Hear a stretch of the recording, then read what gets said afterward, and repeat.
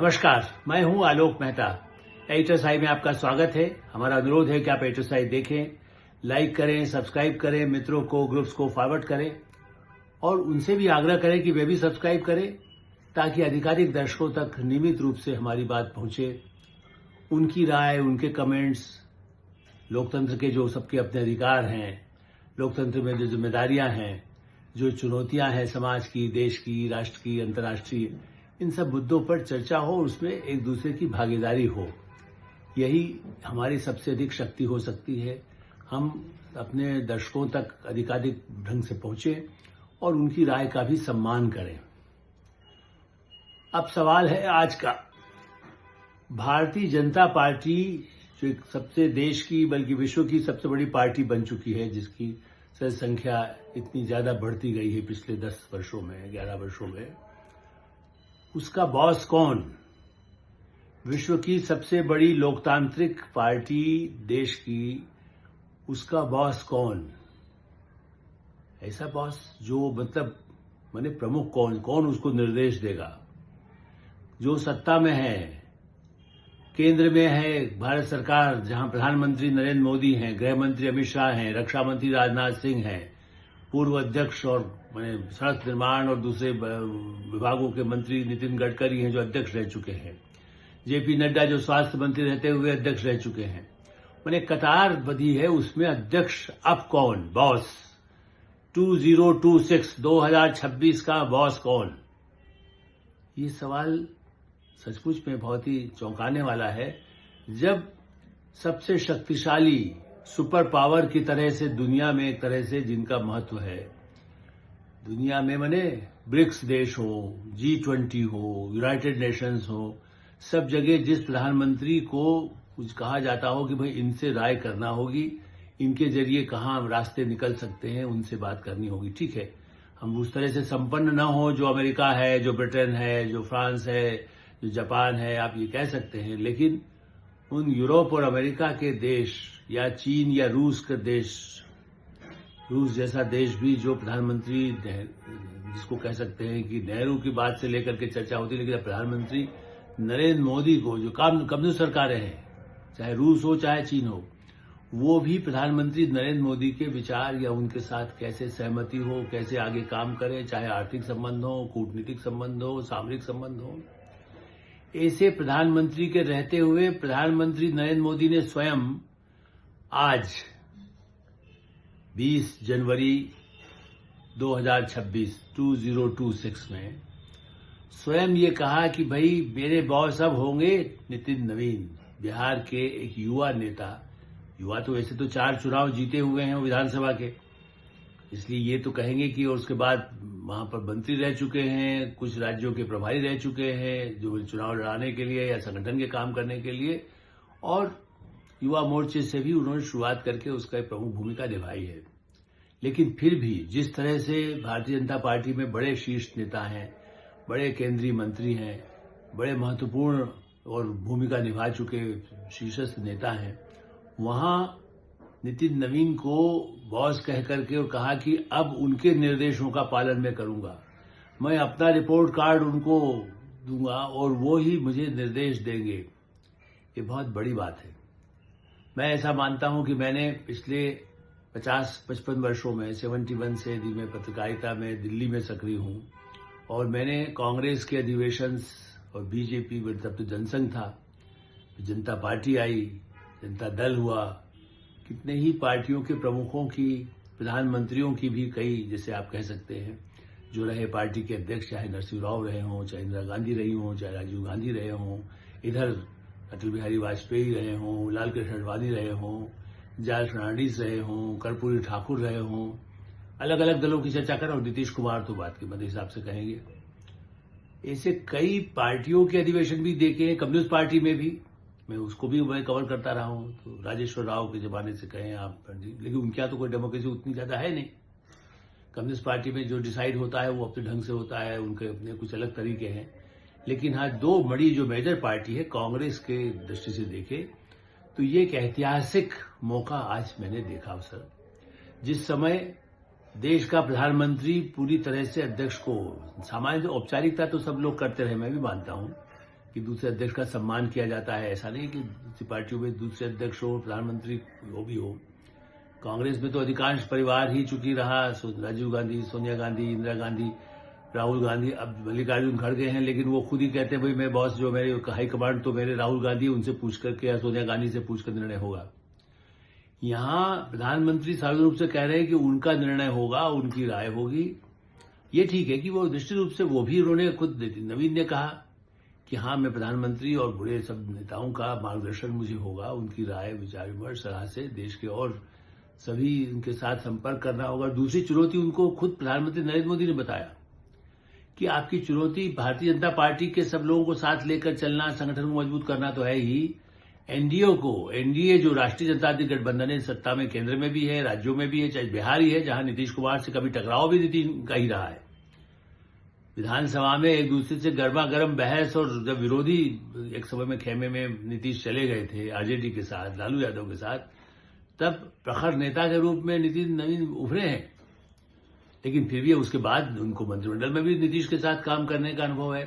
तो ऐसे कोई चंद्रबाबू नायडू यदि कहीं पर हैं, कहीं एकनाथ शिंदे हैं, तो जो इनके ऐसे सहयोगी दल हैं, उनके साथ भी रखने की चुनौती।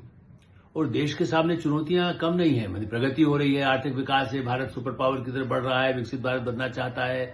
प्रधानमंत्री कहें या गृह मंत्री अमित शाह, जिन्होंने संगठन को खड़ा करने में बड़ी भूमिका निभाई है, राजनाथ सिंह अध्यक्ष रहे हैं, पहले नितिन गडकरी अध्यक्ष रहे हैं, सबने अपनी अपनी भूमिका निभाई। लेकिन अब जो है वो पूरी विश्व में एक संक्रांति की बेला है, एक अलग चुनौतियां हैं, अंतर्राष्ट्रीय चुनौतियां भी हैं, जिससे अल्टीमेटली तो यहाँ के समाज पर भी असर उसका पड़ता है। अंतर्राष्ट्रीय दबाव होते हैं पार्टियों को तोड़ने, पार्टियों को बिगाड़ने, लोकतंत्र को खत्म करने। इसलिए कांग्रेस पार्टी राहुल गांधी पर क्यों आरोप लगता है कि वो लोकतंत्र की धज्जियां दुनिया में उड़ाते हैं, लोकतंत्र का मजाक उड़ाते हैं, लोकतंत्र को कहते हैं कि है ही नहीं लोकतंत्र हमारे यहाँ।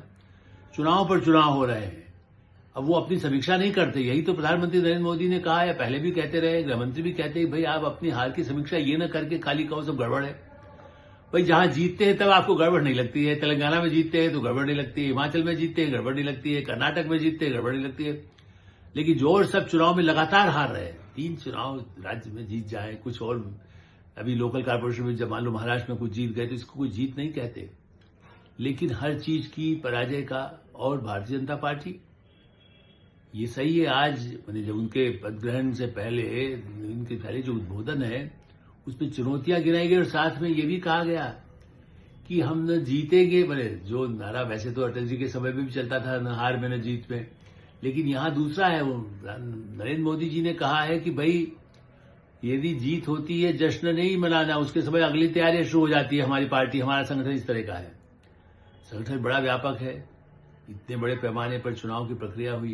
कह सकते हैं कि अरे भाई वो तो प्रधानमंत्री हैं, औपचारिकता है कहते हैं, गृहमंत्री अमित शाह है, वही जो रणनीति बनाते हैं। हाँ, रणनीति बनाते हैं, उनके कारण सफलता मिली है, जो उनका नेटवर्क बहुत बड़ा है, उनका अनुभव बहुत बड़ा है। मेरे जानकारी के हिसाब से, और खुद उन्होंने ही चूंकि बताया भी है प्रधानमंत्री नरेंद्र मोदी ने कि भाई ऐसा ही प्रधानमंत्री शायद ही कोई हुआ होगा पहले, और मुझे तो लगता है कि नहीं हुआ। उन्होंने शायद शब्द का इस्तेमाल किया, लेकिन मैं तो ऐसा मानता हूं, चूंकि इतना अध्ययन मैंने भी किया है नेताओं का भी, जो हर जिले में लगभग 90% देश के हर जिले में गया हो जहां उनको 5-10 लोगों से उनका संपर्क न रहा हो, मतलब बाद में भी बना रहा। वहां जब जाएंगे तब तो 100 लोगों से मिले होंगे, 200 से मिले हों, बार बार गए हों तो अलग अलग लोगों से मिले होंगे। लेकिन ऐसा प्रधानमंत्री हो संगठन मैंने जमीन से जुड़ा हुआ, जो हर जगह, चाहे वो साउथ इंडिया भी उसमें शामिल है, उसमें नॉर्थ ईस्ट पूर्वोत्तर शामिल है, उसमें जम्मू कश्मीर शामिल है। और मैं जानता हूं, मैं कई बार लिखा बोला भी है कि वो तो पैदल मैंने जहां पर यात्रा करना है तो बस से भी जा रहे हैं, ऐसा नहीं हवाई जहाज से। जिस जमाने में संगठन का काम किया है, चाहे राष्ट्रीय स्वयंसेवक संघ के लिए किया हो, और यह अवसर तब है राष्ट्रीय स्वयंसेवक संघ के शताब्दी वर्ष हुआ है, उस दृष्टि से भारतीय जनसंघ के भी 75 वर्ष हो रहे हैं, इसका भी आज उल्लेख किया गया। उसके बाद भारतीय जनता पार्टी तो उसी से बनी है 80 के बाद। पहले जनसंघ था, जनता पार्टी में विलय हो गया, वो मैं उसका गवाह रहा हूं। जब जनता पार्टी टूटी, जनता पार्टी टूटी और भारतीय जनता पार्टी बनी, तब भी मैंने जब उस तरह के अवसर आए हैं तब मैं उसका जश्नदीद गवाह रहा हूं।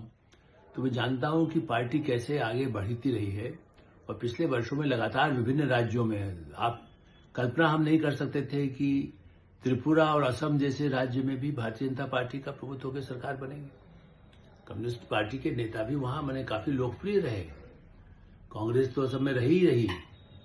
ऐसे राज्य में जम्मू कश्मीर में भागीदारी बीच में आई, लेकिन उसी की वो भागीदारी साथ में थी, अकेले नहीं वहां आई। लेकिन कई दक्षिण भारत में, केरल में आज उनके लोकसभा में चुनाव जीत करके चंद्रशेखर आए हैं। आगे भी उनकी अपनी उम्मीद है। तमिलनाडु में उनका एक अपना, धीरे धीरे दक्षिण भारत में भी प्रगति कर रहे हैं। तो एकमात्र ऐसी पार्टी जो कांग्रेस पार्टी जो वर्षों से बनी हुई थी, 120 साल पुरानी, उसमें उसको वो धीरे धीरे बिल्कुल सिमटती गई है, संगठन सिमटता गया है। और भारतीय जनता पार्टी उस तरह से एक बड़ी राष्ट्रीय पार्टी विकल्प के रूप में सामने आई है। उनके सामने चुनौतियां हैं। आगे से एक तो अपनी पार्टी को मजबूत रखकर आगे, चाहे पश्चिम बंगाल का चुनाव हो, केरल का चुनाव हो, तमिलनाडु का हो, अगले साल उत्तर प्रदेश के चुनाव आ जाएंगे। मतलब लगातार ये नहीं है। भारतीय सिस्टम में हमारे यहाँ यही है ना कि एक के बाद एक चुनाव है, क्योंकि अभी जो है वो एक देश एक चुनाव का जो नारा है, बल्कि नारा नहीं, संकल्प है प्रधानमंत्री नरेंद्र मोदी का, जो चाहते हैं यदि संसद में सभी दल उसका सहयोग करें तो संभव है वो सपना पूरा हो। हम सब ये चाहते हैं, वरना पूरी पार्टियां सब इसी में लगी रहेगी। अभी इस प्रदेश का चुनाव है, इस प्रदेश का चुनाव है, सरकारें भी उससे अस्थिर होती है। लेकिन फिलहाल अभी जब तक वो चरणबद्ध होने का निर्णय होने के बाद, हो सकता है 2 साल बाद, जैसे महिलाओं के आरक्षण 33% प्रधानमंत्री नरेंद्र मोदी ने करवा दिया, अपनी संसद से पास करा लिया है, उसका भी क्रियान्वयन 2029 तक हो सकता है संभव हो जाए। तो महिलाओं का बाहुल्य होगा, वो नेतृत्व करेंगी। इसी दृष्टि से आगे जो चुनौती, समान नागरिक संहिता पास होना है, तो उसके बाद समाज में क्या होगा।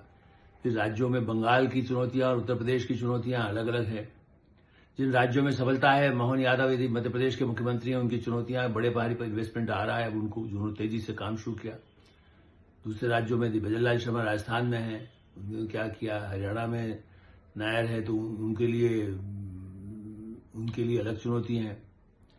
तो अलग अलग जो इस तरह की चुनौतियां हैं, जो जिनके लिए अपने आप में कहा जाए कि कैसे वो आगे बढ़ सकते हैं, उस दृष्टि से जो चुनौतियों को सामना करें और सफलताओं के बाद भी आगे बढ़ने का प्रयास करें। तो जो ग्रास रूट्स है, और सबसे बड़ी चुनौती अंदर, देश के अंदर जो रही, आंतरिक सुरक्षा का मुद्दा। जैसे उन्होंने कहा, भाई कई दुनिया के किसी देश में घुसपैठ ही नहीं रहते, उनका कोई समर्थन करने वाली पार्टियां उससे निपटते हुए उनको देश से बाहर निकालना ही है। उसमें राज्य सरकारों की भूमिका है, उसमें पार्टी की भूमिका है, उनको रेखांकित करना, उनको पहचान करना, उनको देश से निकलवाने के लिए केवल सरकार जिम्मेदार नहीं होती है, सेना ही जिम्मेदार नहीं होती है, उसमें समाज की भागीदारी चाहिए। घुसपैठियों, अर्बन नक्सल, तो मैंने कई बार प्रधानमंत्री नरेंद्र मोदी और गृहमंत्री अमित शाह लगातार अभियान चलाए। उनका लक्ष्य है मार्च तक नक्सल समस्या से समाधान हो जाए। वो आतंक, कम से कम उन आतंकियों जो पाकिस्तान से घुसपैठ करते थे, वहां नियंत्रित काफी हो गया। लेकिन अपने क्षेत्र में अब वो ठीक है, 2-4 जिलों में ही बाकी बचे हैं, लेकिन वो भी अब तो 3 महीने बाकी हैं, मार्च अप्रैल तक।